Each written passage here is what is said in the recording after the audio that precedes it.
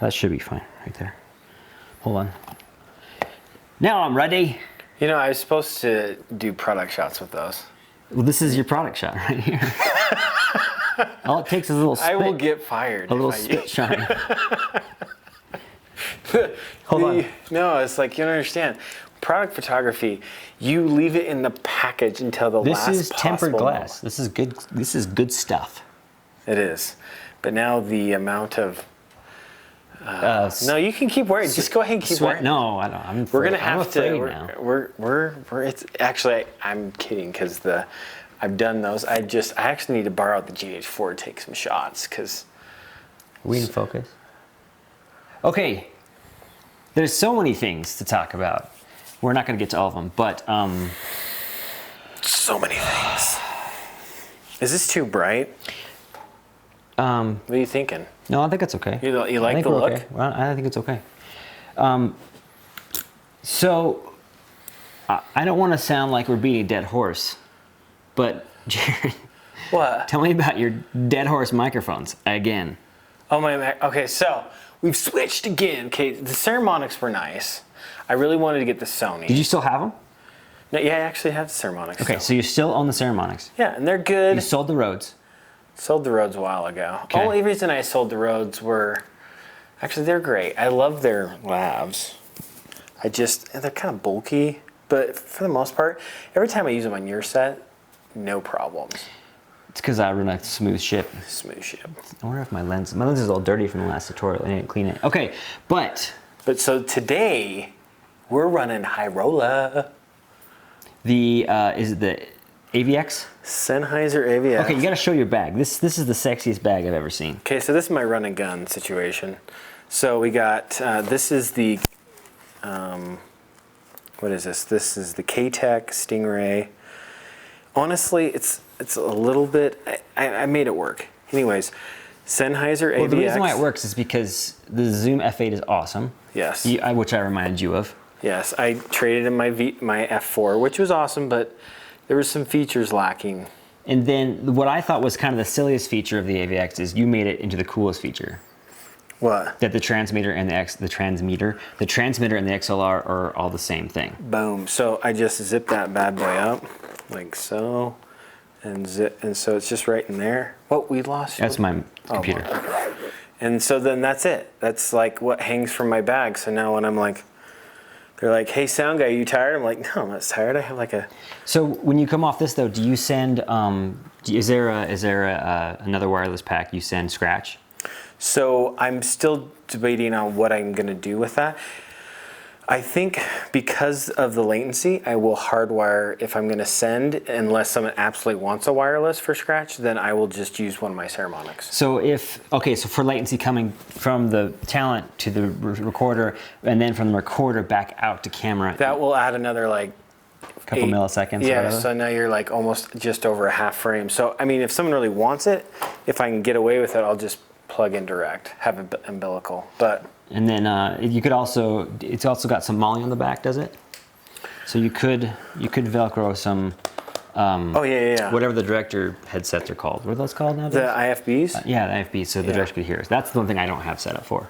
Yeah, I'd like to get some Comtex or something. But right now, I think where the Ceremonics have an output, so you can adjust your volume. Those would work. Those would work. So how much did that bag cost? Bag was $100. Nice. That's how much my bag was. Oh, that was me. Whoa. That was me. So yeah, $100 came with a strap, but like this is like my if I'm going and doing just like I know I need 2 lavs and a boom. That's all I'm you're done. I'm done. Okay, so but you switched to the AVXs. So when I was looking to upgrade, and again I wasn't really upgrading my Sennheisers because they still work great. My analogs, my G3s, G2s. What do I have? I have some old suckers. They're like. I had them before I got married. So, and they're still trucking except for their analog, so I run into interference sometimes, which I don't want. So I was looking to what to do next, and the AVXs, when I was looking, they're like $1,200 a set. And I was like, that'd be nice, but I'm not a pro sound guy. Right. I'm a camera guy who does sound. Right. So, but these ones. Yeah, I mean, I would say that guys that have like Letrasonics in their bags are probably gonna poo-poo these a little bit for one reason, that's the latency. and the fact that you can't adjust sensitivity. It is a auto compression. So there's no sensitivity control at all? All I can do is my AF out, so I turned it down. Yeah. But it's not where you can get on the pack and make adjustments. But they're crystal clear. Crystal clear, and they do output the same amount as Electrosonics. I think Electrosonics is like 200 watts or microwatts or whatever, and these are 250. And they've come down from that $1,200 to like 600. You're saying for one of the radio packs? With the regular ME2 Lav, it's $699. Okay, there you go. So yet again, the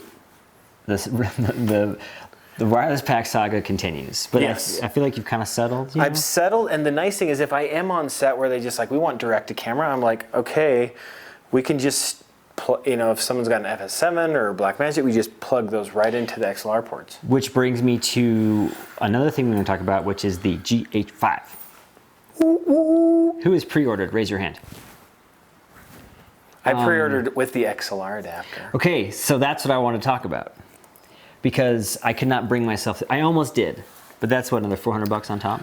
It is, but it will work perfectly with these. It'll work perfectly with those. And for me, personally, when I use the Lumix stuff, I'm rarely in a situation that I'm needing you're not XLR on a paid stuff. gig, usually. Well, I'm on paid stuff, but using a smaller camera, I can get away with a little shotgun, or I'm doing dock stuff. I can just go ambient or whatever it is. If rarely have I found myself on the GH4 going, oh, I really wish I had XLRs. Right. So I kind of went, you know what, I should probably be smart about this and order like another Boltzmann or something. Yeah, or Boltzmann. Yeah. Because you can never have too many. I have too many lights right now, actually. You have a good light kit. I kind of brag up your light kit every once in a while. That's good. Yeah, I know a guy. He likes LEDs a lot. Cheap ones. Quasar. No. Okay, so I got my GH5.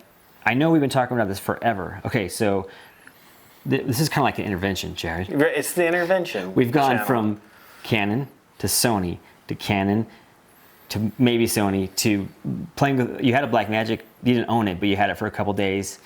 That was awesome.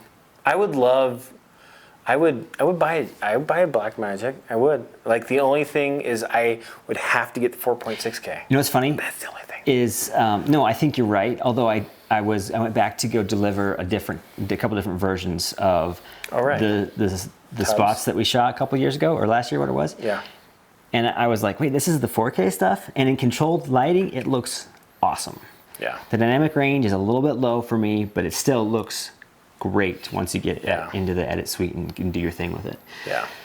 But so if I had, like, here's the thing: if I had $5,000 burning my hole in my pocket, it would be a toss-up still between the Blackmagic and the Kinfinity. That's right, because we keep talking about the Kinfinity, but for now, you decided to go a little bit more run and gun, a little smaller package. And what I think my whole philosophy is I'm going to get a camera package that when I'm doing my stuff or small projects, I can get the look that I want, and I know I can do that with the GH5.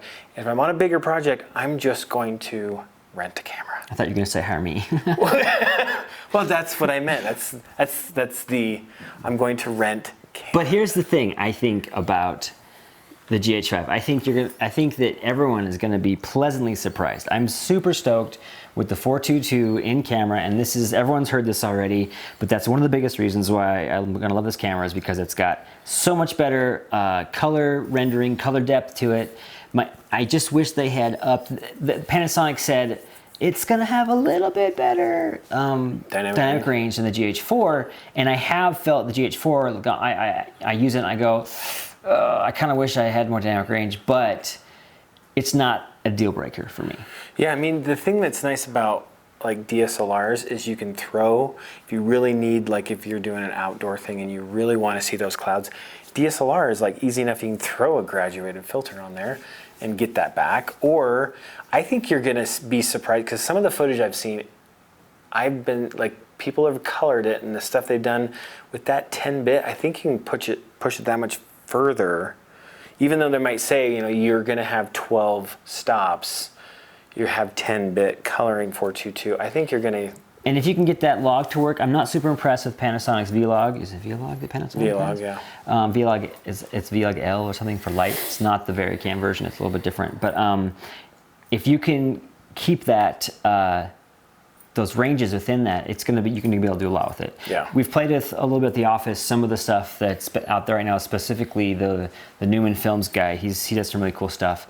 But it does get pretty noisy in the darks pretty quick. But you know what? If you're ready to denoise that and work with it, I think it's going to be fine. I mean, everything's just getting better, which is awesome.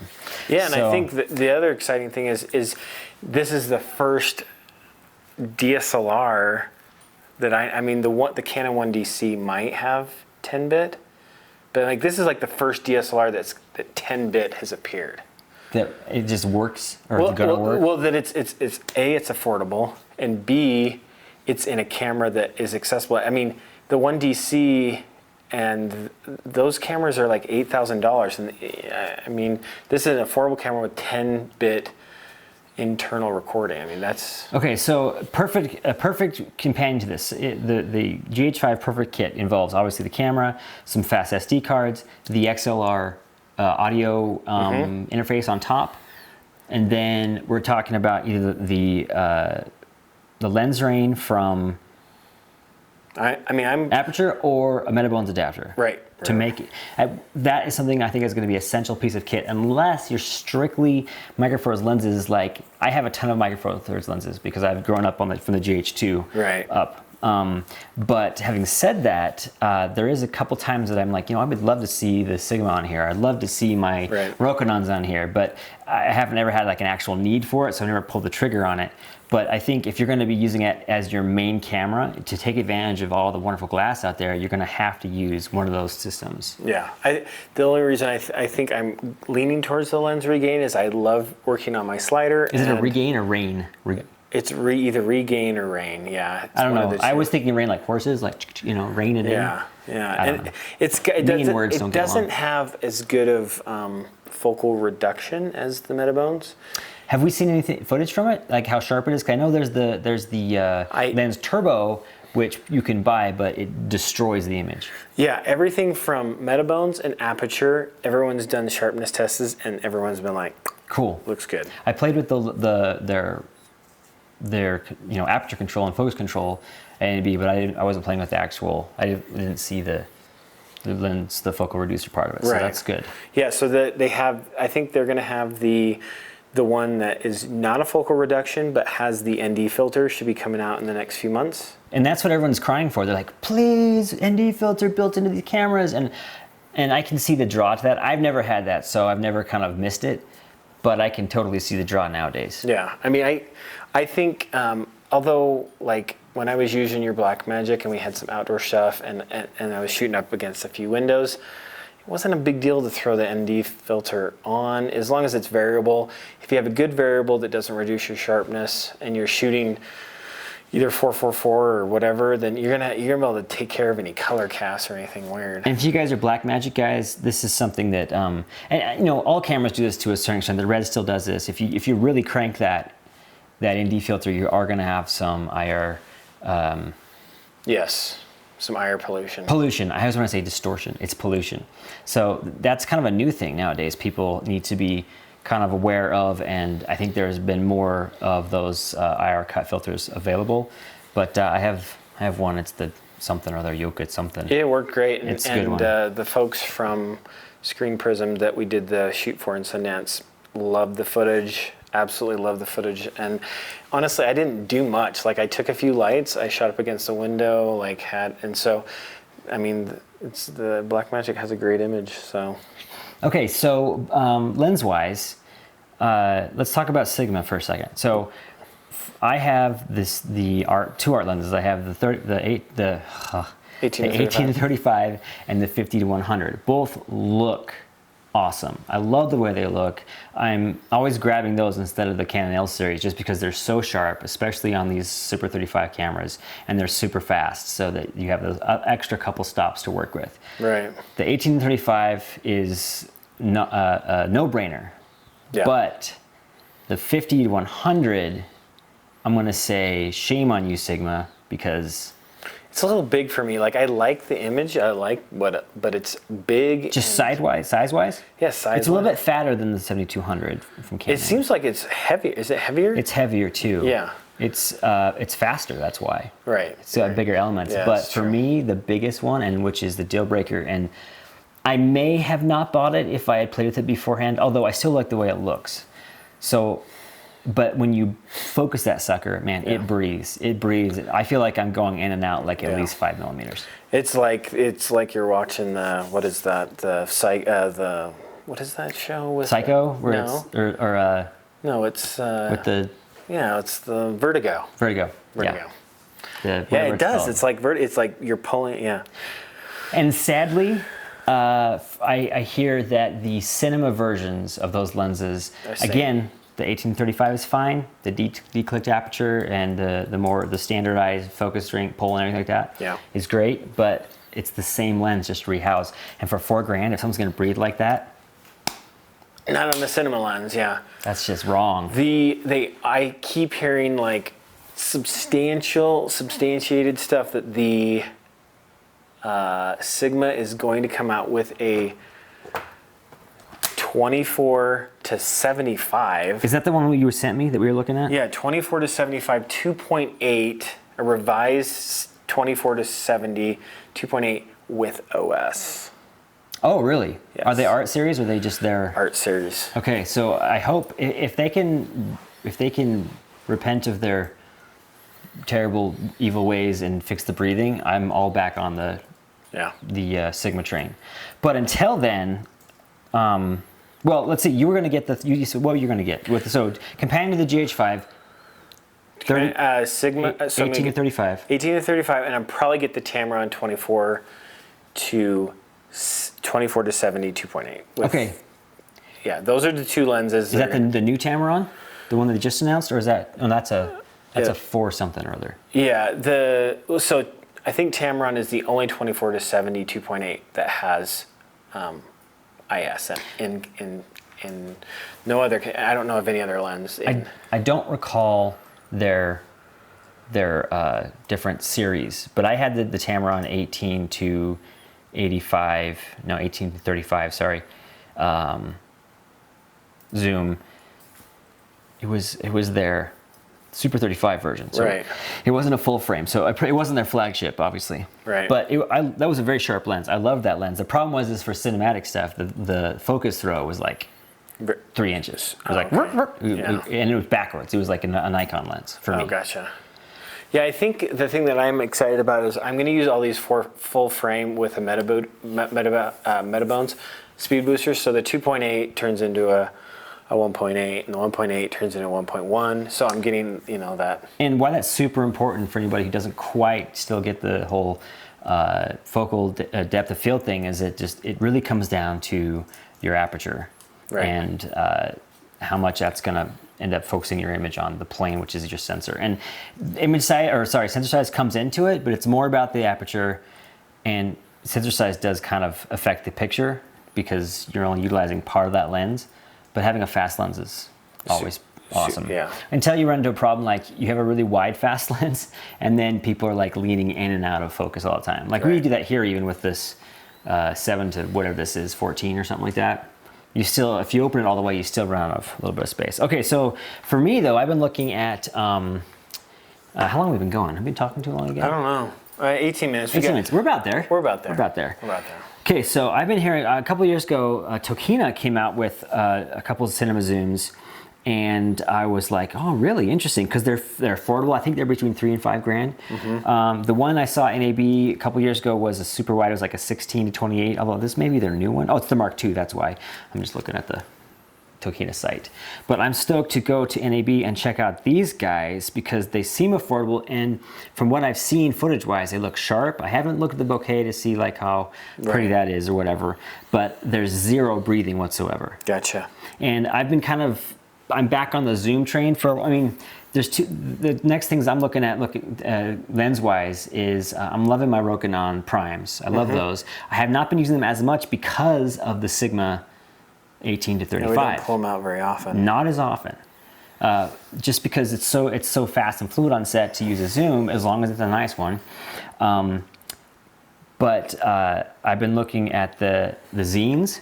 I would love to get a set of zine primes, because after looking at the zine, the Canon, the Kook, the what is it, the other one? Whatever they're. The Ultra Primes? Maybe. Anyway, I love the way the zines, I was surprised. The Zeiss. The Zeiss ones, yeah. That the skin tones. I love what it was doing with skin tones with the zine ones, and I just thought, am I just kind of on this kick because I'm rooting for the underdog, and I like my Rokinons? Right. I was quite surprised how nice that the zines look. So I would love to get a set of zine primes. So I'm on the lookout for that. I've got my Red Pro Zoom, which I'm gonna try and offload because I don't have a PL camera. Well, I have a PL camera, but I just don't ever use it anymore. Yeah. But these Tokinas look pretty sweet. So yeah, and if they have good skin tones, that's the nice thing about the Blackmagic, is if you have good glass on the Blackmagic, the skin tones on the Blackmagic, like I think they look awesome. Yeah, so I'm kind of stoked for this 50 to 135 T3 Tokina. I'm interested to see how that one performs. Oh yeah, the 50 to. I mean, it's not as fast, but I mean, a T-stop might be, what do you think that is, an F-stop? If I remember correctly, a T-stop is just a little bit faster than an F-stop. Of course, it's relative. F-stop is relative to the lens. T-stop should be held to a standard, which is universal. Right, right. So my Red Pro 18 to 85 is a T2.9. We just call it an f2.8. It's a little bit faster than that. Right. So it's kind of equivalent. And I think a T3 is probably fast enough, especially if you're talking zoom lenses. Right. On a 50 to 135, that's going to be some longer focal lengths to work with. So, I mean, most of the time we end up at 2 or 2.8 anyway. Pretty shallow. So if you have any movement with talent, it's rough. Yeah. Yeah, you lose them. And there's a sweet spot usually, depending on what lens you're looking at, and it's rarely ever all the way open is it going to look as sharp as you want it to. True. So it's good to have those few stops of focus that lens can give you if you close down just a skosh. Yeah. So. Yep. Roger that. Roger that. So GH5 for me this year. GH5. What do you get? Here's the problem this guy has. How many GH cameras do you have right now? 1, 2, 3. We have 3. So I have GH2, GH3, GH4. Yeah. So I'll have 4. This guy's a bit of a museum. I don't like to sell my cameras. You do not sell anything. If I could, I would still have my DVX 100. I have my Canon GL1. I have my old JVC Mini DV, my first Mini DV camcorder. This is the only thing I have left. Okay. If I could justify it, I would just hang on to everything. Okay, this is the only thing I have left. That's awesome. This is the first camera I ever bought.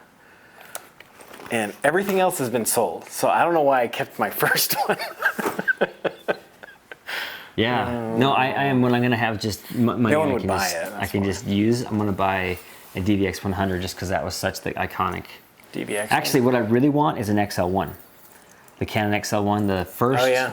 The first prosumer, actually first of its kind. Is that the one that had the little kink in it? Mm-hmm. Yeah. Yeah, because it was a mini DV camera, and it was the first one you could change lenses, which didn't mean anything because all it had was 2 lenses to choose from. Oh, gotcha. And it was like an 18 to, I don't know, 135, and then you could put longer lenses on or something like that. But there was only 2 lenses. Yeah. Is that the one that you could do like the... There may have been some more eventually. Depth of field adapters? Or is that the... Well, that's anything.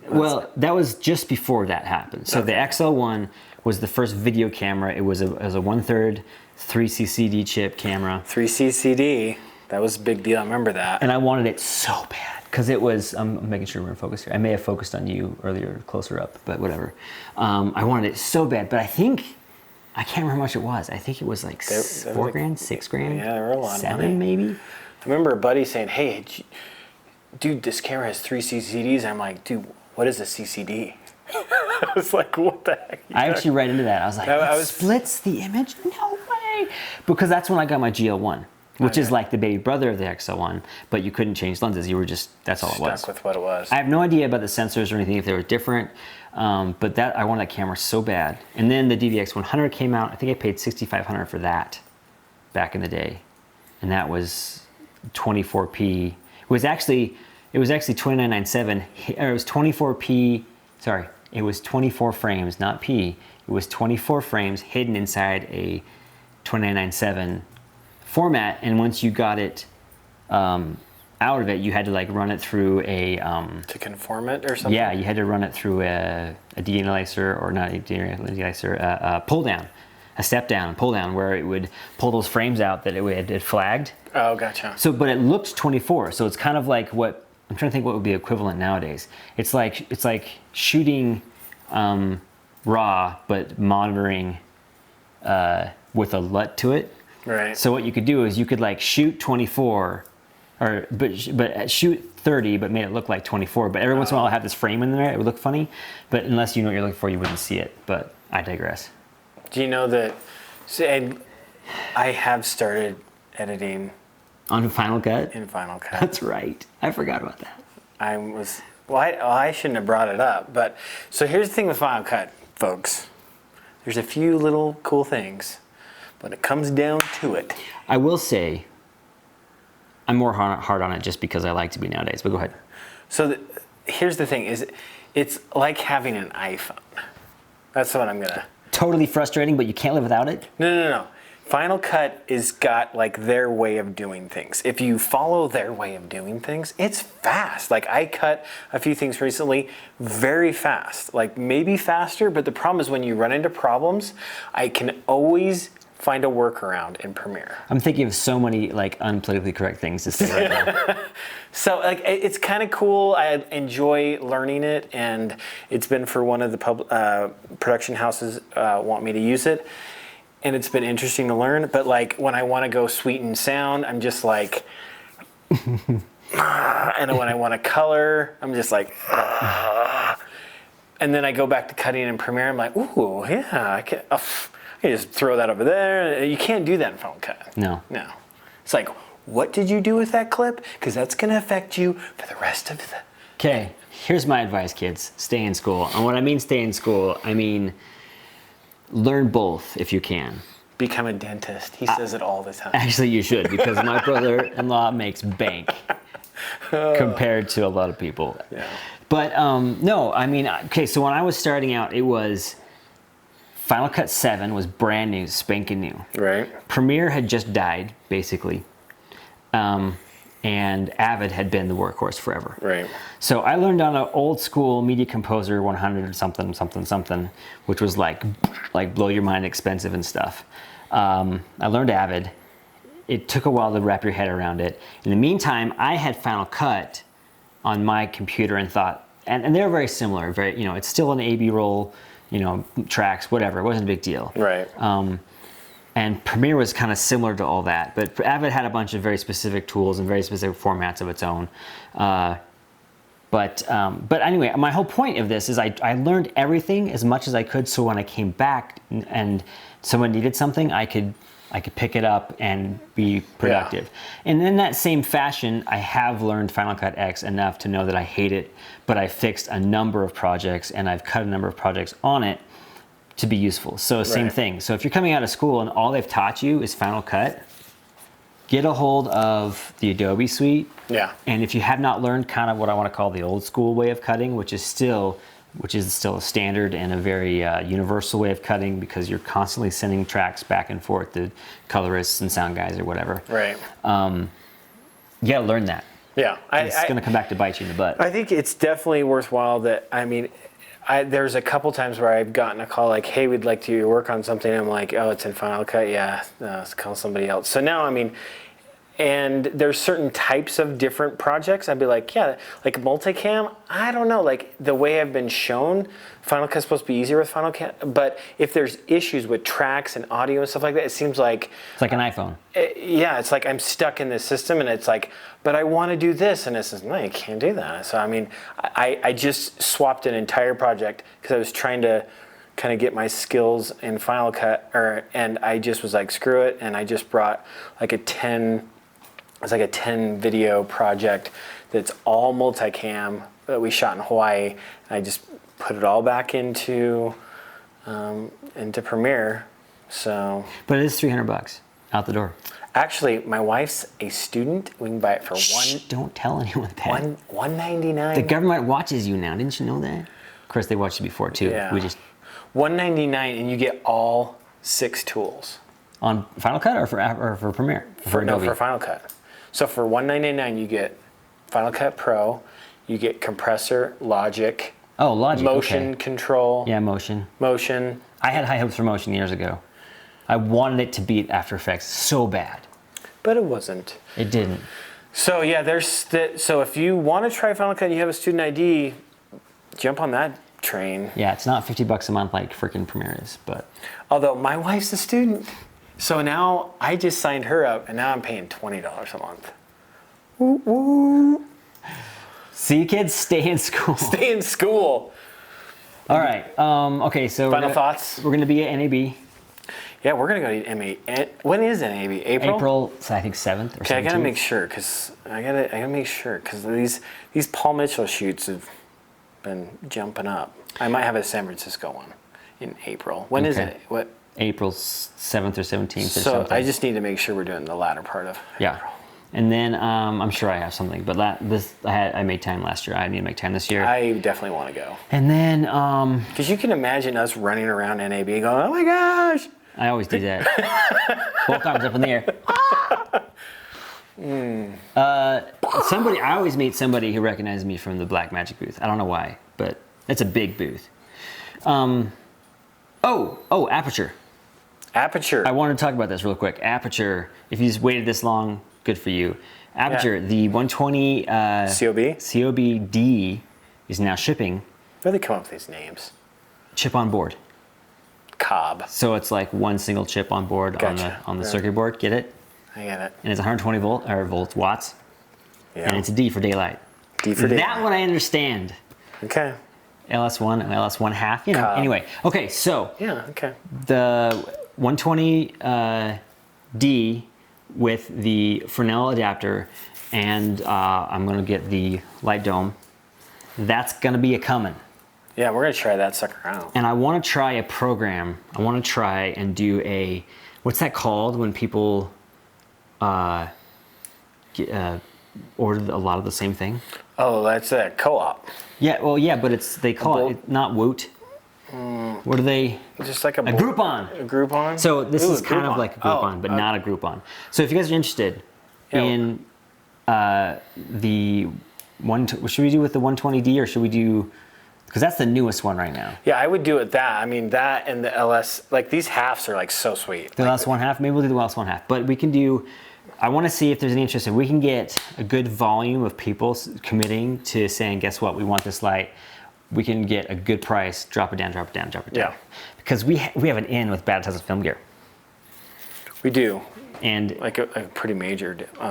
And I want to get these things going because they're quality lights and we'll play with it, so.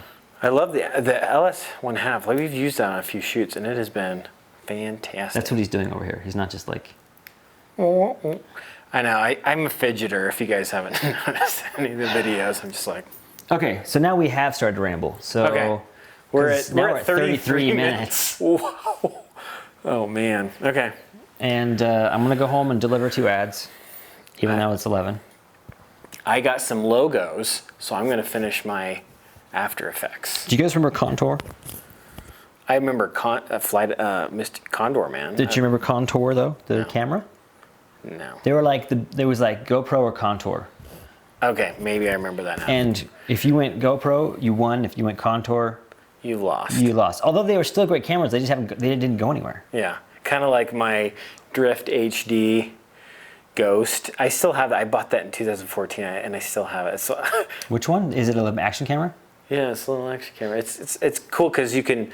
It was one of the first ones where you could rotate the lens. So if it was upside down, you just rotated it. I think the Contours could do that too, actually. Yeah, it's kind of cool. Or at least I don't remember.